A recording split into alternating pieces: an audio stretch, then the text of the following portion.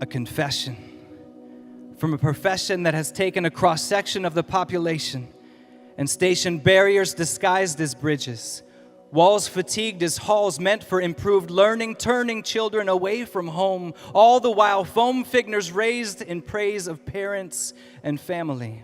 You see, it all began in the beginning. Since world went spinning, God was calling His people to follow the hollowness of a broken humanity filled with loving presence in the context of the family.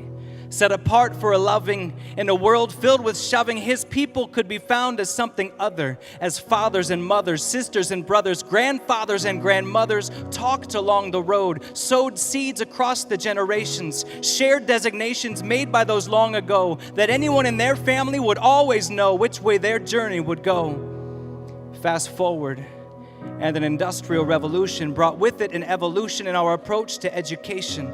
No longer would our nation be filled with uneven chances for success, allowing only the best to survive, but all would thrive as the hive swarmed and all facets warmed to new models and approaches. And parents were no longer coaches, but told to cheerlead, sidelined and deceived into letting the professionals do it, to get their kids through it. And we knew it was the right thing after all, and it didn't seem like our call. And just like the fall, so easily an apple was shared, ensnared by the same premise that blemished were the hands of mom and dad. If only they had what they'd need, the church quick to intercede on their behalf and take on extra staff to teach what children weren't taught in schools, like Holy Spirit and golden rules, and parents made to feel like fools who should drop their kids off with us. The bus came round and broke new ground, and we found full classrooms and named it success.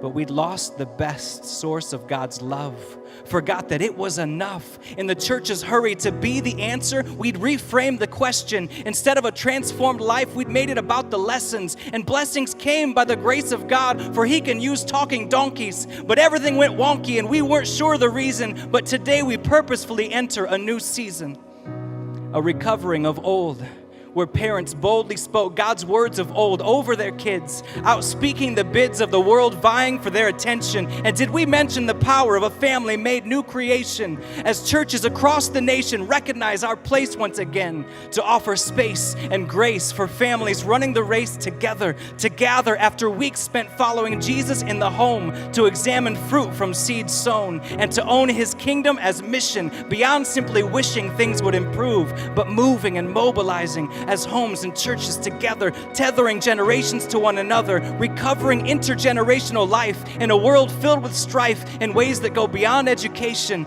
peace through the madness and chaos of a world unmoored. The Lord brings order and welcome through family. And finally, we see what makes this church unique.